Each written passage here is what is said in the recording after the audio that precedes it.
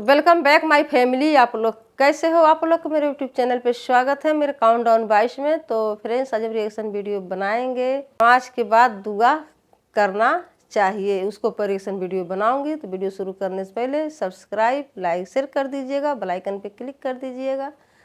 तो देखते हैं वीडियो में क्या है। वीडियो स्टार्ट करते हैं।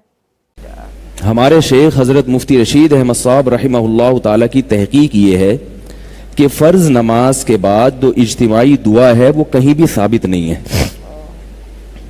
इज्तिमाई क्या, इनफिरादी भी साबित नहीं है हाथ उठा के, जो उनकी तहकीक है। जो हम फ़र्ज़ के बाद इज्तिमाई दुआ मांगते हैं ना, ये भी साबित नहीं है। उनकी तहकीक बता रहा हूँ आपको। और फ़र्ज़ के बाद रफ़उल यदैन करके इनफिरादी दुआ भी साबित नहीं है। एक रिवायत है, इसमें ज़ईफ़ है, और अगर उसको मान लिया जाए सही तो जिंदगी में एक आध मर्तबा आपने किया ये काम।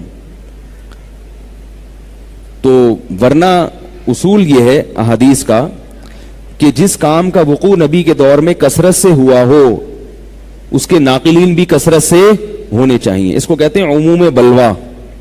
यानी जिस खबर वाहिद में ये देखा जाता है कि अगर उसमें उमूम बलवा था, इब्तिला ज्यादा था, तो उसका एक आध नाकिल नहीं होना चाहिए था। अगर नबी सल्लल्लाहु अलैहि वसल्लम के दौर में फर्ज नमाज के बाद इस तरह से दुआ का रिवाज होता जो हमारे यहाँ हिंदुस्तान, पाकिस्तान और बांग्लादेश में राइज है, तो इस बारे में कुछ रिवायतें यकीनन होती, और बल्कि कुछ क्या कसरत से रिवायतें होती। एक भी रिवायत नहीं है, एक भी हदीस नहीं। और एक अगर रिवायत है तो वो सिर्फ इनफिरादी रफुल यदैन की है, और वो भी सनद पे उसके क्या है, कलाम है।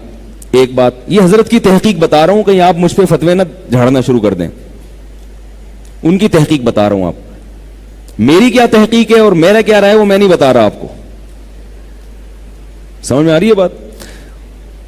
वो हो सकता है बता भी दूं, देखा आप लोगों में तहम्मुल है तो बता भी दूंगा, लेकिन वही है, खारिश ना लग जाए कहीं, फिर इसी मसले पर शुरू हो जाएं। तो दूसरा मसला यह है कि जो फिक़ा है ना, फिक़ा, उसमें कुरान और हदीस में जितना है, तो कुरान और हदीस की बहुत गहराई में जाके फिक़ी जुज़ियात लिखी होती हैं। यानी हदीस में अगर कोई चीज इजमाली होगी तो फिक़ा की किताबों में उसकी बहुत डिटेल होगी। इसलिए फिक़ा में मवाद हदीस से ज्यादा मिलता है, क्योंकि फिक़ा ने हदीस को आसान कर दिया ना, उसकी बहुत जुज़ियात बहुत होती हैं, छोटी छोटी गहराई में। तो हमारा जो फ़िक़्ह हनफी है, उसके फतावा की जितनी किताबें हैं उनमें किसी हाशिये में भी इस दुआ का जिक्र नहीं मिलता। हालांकि फुक़हा तो बहुत डिटेल में जाके मसाइल को बयान करते हैं। ना फतावा काजी खान में है, ना फतावा आलमगीरिया में है, ना रद्दुल मुख्तार में, ना दुर्रुल मुख्तार में, कहीं भी नहीं है। जो फतावा की मशहूर किताबें हैं, ना कुदूरी में, ना हिदाया में, जो मुतून की किताबें उनमें भी नहीं।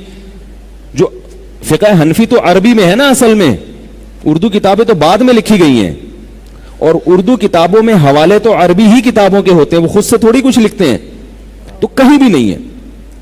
तो हमारे हजरत फरमाया करते थे, ये सदियों से फुक़हा ने इसका कहीं इशारा भी नहीं दिया कि फर्ज नमाज के बाद इमाम को चाहिए कि हाथ उठाए, और मुक्तदियों को चाहिए कि वो भी क्या करें, हाथ उठा के दुआ मांगे। कहीं भी नहीं है, ना कुरान और सुन्नत में है। और जाहिर है जब कुरान और सुन्नत में नहीं है तो फ़िक़्ह हनफी में भी नहीं होगा ना। वो फ़िक़्ह हनफी तो कुरान और सुन्नत की तशरीह का नाम है ना। इमाम अबू हनीफा ने, और फिर चारों फ़िक़्ह में नहीं है। बात आ रही है समझ में? अब मैं आपको बनाना हूं खर्शीला। अब आप जाएंगे दूसरी मस्जिद के इमाम को ना छेड़ेंगे, बोलेंगे कहां से, तो अभी मैं खारिज खत्म भी करूंगा इंशाअल्लाह। ये तो मैं एक मिसाल दे रहा हूं ना, मिसाल। तो कहीं भी नहीं है, यानी फ़िक़्ह की किसी किताब में भी नहीं है। तो जैसे कि सऊदी अरब में नहीं होती ना, सऊदी अरब में नहीं होती, इसलिए कि वो भी कहते हैं भाई कहीं है ही नहीं। तो हमारे हजरत की तहकीक ये थी कि भाई ये तो ना फ़िक़्ह हनफी में है, ना फ़िक़्ह शाफ़िई में है, ना फ़िक़्ह मालिकिया में है, ना फ़िक़्ह हम्बलिया में। रहा ये मसला कि हदीस में तो बहुत ज्यादा तज़किरा है कि फ़र्ज नमाज के बाद दुआ कबूल होती है, तो बुखारी मुस्लिम की हदीसें हैं। तो हमारे हजरत फरमाया करते थे कि नबी सल्लल्लाहु अलैहि वसल्लम की एक हदीस का मतलब दूसरी हदीस ही की रोशनी में हल किया जाएगा ना। एक तरफ हदीस में आ रहा है फराइज के बाद दुआ कबूल होती है, एक तरफ हदीस में आता है कि नबी ने फर्ज नमाज के बाद कभी भी दुआ, इज्तिमाई तो मिलती नहीं है, इनफिरादी भी एक ज़ईफ रिवायत है कि एक दफा जिंदगी में, اور خلفائے راشدین سے بھی کہیں نہیں ملتا, صحابہ سے بھی کہیں نہیں ملتا. تو فرمایا کرتے تھے یہاں جو آتا ہے نا فرض نماز کے بعد دعا, اس سے دعا سے وہ وظائف مراد ہیں جو نبی پڑھا کرتے تھے, ان کو دعا سے تعبیر کیا گیا ہے. وظیفہ کسے کہتے ہیں؟ یعنی کچھ منتخب کلمات, جیسے ہم کہتے ہیں کہ مسجد میں داخل ہونے کی دعا, مسجد میں داخل ہوتے ہوئے تو بھی دعا مانگتے تھے نا, تو وہ یہ تھوڑی کہ ہاتھ اٹھا کے دعا, وہ مخصوص الفاظ ہیں, اللہم افتح لی ابواب رحمتک, تو یہ وظیفہ ہے. آئی بات سمجھ میں؟ آذان کے بعد کی دعا, تو وہ دعا میں کیا ہے؟ وہ مخصوص کلمات ہیں جو بطور وظیفے کے پڑھے جاتے ہیں, اللہم رب ہذہ الدعوۃ التامہ. تو ہم جب سب حدیثوں کو ملا کے دیکھتے ہیں تو فرض نماز کے بعد جو ہمیں دعائیں ملتی ہیں وہ کیا ہیں؟ اللہم انت السلام ومنک السلام تبارکت یا ذا الجلال والاکرام, اللہم لا مانع لما اعطیت ولا معطی لما منعت ولا ينفع ذا الجد منک الجد.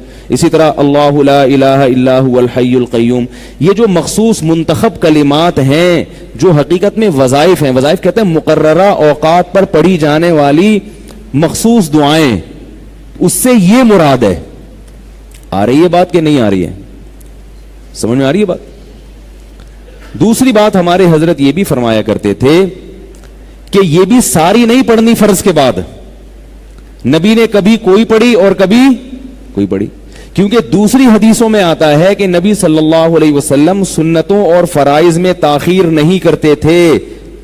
یہ بھی صحیح حدیث ہے, سوائے اتنی دیر جتنی دیر میں اللہم انت السلام ومنک السلام والی دعا پڑھی جاتی ہے. تو دونوں طرح کی حدیثوں میں جب ہم تطبیق دیں گے تو نتیجہ کیا, بلکہ تین طرح کی حدیثیں ہو گئیں. ایک وہ حدیثیں جن میں آتا ہے کہ فرض نماز کے بعد دعائیں قبول ہوتی ہیں, دوسری وہ حدیثیں جن میں آتا ہے کہ فرض نماز کے بعد آپ صلی اللہ علیہ وسلم یہ مخصوص کلمات پڑھتے تھے, تیسری وہ حدیثیں جن میں آتا ہے کہ فرض نماز کے بعد آپ صلی اللہ علیہ وسلم تاخیر نہیں کرتے تھے. تو تینوں قسم کی حدیثوں کو ملائیں گے, اور پھر فقہ کی کتابوں میں بھی یہ مسئلہ اس طرح لکھا ہے, فتاوی عالمگیریہ میں لکھا ہے کہ امام کو چاہیے کہ اللہم انت السلام ومنک السلام کے بقدر بیٹھے اور اس کے بعد کھڑے ہو کر سنتوں میں مشغول ہو جائے. تو جو فقہ حنفی کو فالو کرتے ہیں اس میں تو صاف لکھا ہے کہ امام صرف اتنا کرے گا, سلام کے بعد بیٹھے گا اتنی دیر اور کھڑے ہو کر پھر کیا کرے گا؟ سنتوں میں مشغول. تو قرآن و حدیث کی دو تشریح ہمارے حضرت کر رہے ہیں, فقہ حنفی میں بھی کیا ہے وہی تشریح, فقہ شافعی میں بھی وہی تشریح. تو یہ بڑی مضبوط بات بن جاتی ہے کہ جب تمام حدیثوں کو آپ ملائیں تو پتہ یہ چلا کہ حدیثوں میں جو آتا ہے فرض نماز کے بعد جو لمبی دعاؤں کا آتا ہے اس سے مراد فرض نماز تکمیل کے ساتھ, اور فرض کی تکمیل کب ہوتی ہے؟ سنتوں کے ذریعے. تو لمبی دعائیں مانگنی ہے, رفع الیدین کرنا ہے, تو فرض کے بعد آپ سنتوں میں جلدی مشغول ہو جائیں. باقی وظائف آپ کب کریں گے؟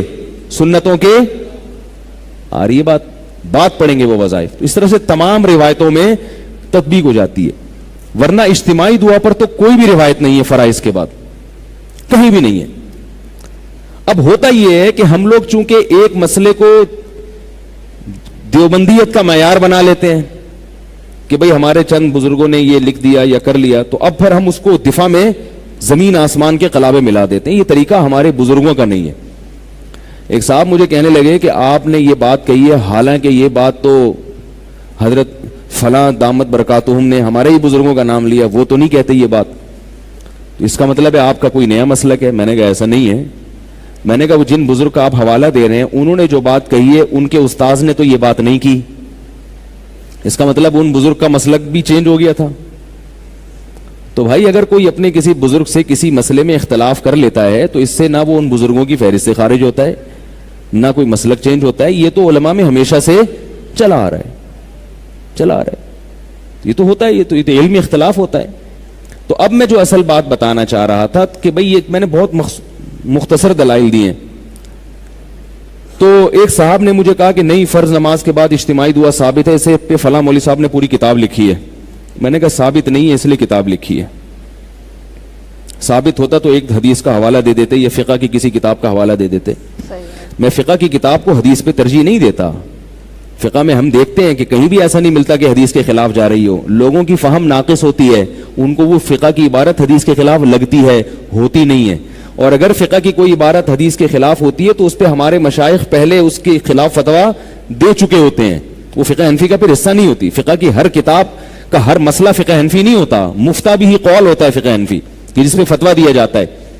تو اب جو میں اصل بات بتانا چاہ رہا تھا, ہمارے حضرت کی یہ تحقیق تھی, اور اس تحقیق کو ہندوستان کے بہت سے بڑے بڑے علماء نے مانا بھی.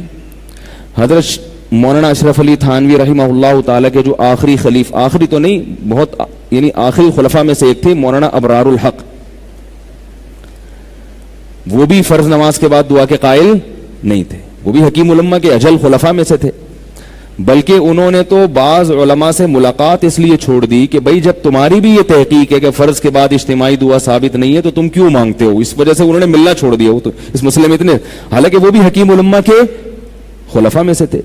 حضرت مفتی محمد شفیع صاحب رحمہ اللہ تعالی, جو مفتی اعظم پاکستان تھے, انہوں نے نماز کے بعد دعا پر ایک رسالہ لکھا ہے. اس میں بھی انہوں نے یہ لکھا ہے کہ یہ دعا ثابت, بھائی دارالعلوم کے بانی جو تھے نا حضرت مفتی محمد شفیع صاحب رحمہ اللہ تعالی, انہوں نے بھی یہ لکھا ہے. تو ہمارے حضرت کی بھی تحقیق, اور بہت سے علماء ان کے ساتھ تھے اس مسئلے میں.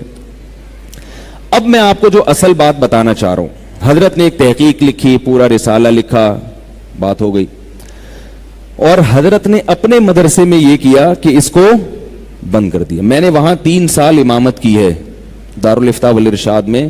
3 سال میں ایک مرتبہ بھی فرض نماز کے بعد ہاتھ نہیں اٹھایا, انفرادی میں بھی نہیں اٹھایا. حضرت کی طرف سے پابندی تھی کہ نہیں اٹھا سکتے آپ.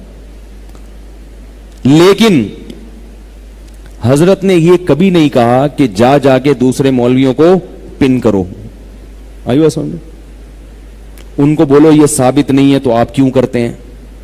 بات آ رہی ہے؟ جو اصل بات میں سمجھانا چاہ رہا تھا نا وہ یہ, دیکھو کوئی مسجد کے امام تمہارے اگر کر رہے ہیں تو ان کو جا کے بتاؤ کہ یہ تو یہ لکھا ہوا ہے, آپ یہ کیوں کر رہے ہیں. حضرت فرماتے جو جیسے کر رہا ہے اس کو کرنے دو. یہ میری تحقیق لکھی ہوئی ہے, جس نے پڑھنی ہوگی پڑھ لے, نہیں پڑھنی تو ہم کوئی پولیس تھوڑی ہے. کیا خیال ہے؟ تو فرینڈس کتنا اچھا سمجھائے مفتی طارق جی نے, کتنے بڑھیا سے بتائے ہیں کہ نماز کے بارے میں, کہ مطلب نماز پڑھنا چاہیے. نماز میں بھی لوگ دعا مانگتے ہیں, دعا کرتے ہیں. تو مطلب وہ بتا رہے ہیں کہ قرآن میں کہیں نہیں لکھا ہے کہ ہم کو اللہ تعالیٰ سے دعا مانگنا چاہیے, صرف لکھا ہے نماز مطلب پڑھنا چاہیے. نماز ہی پڑھنے سے ہم کو سب کچھ مل جاتا ہے, دعا مانگنے سے کیا ہوتا ہے.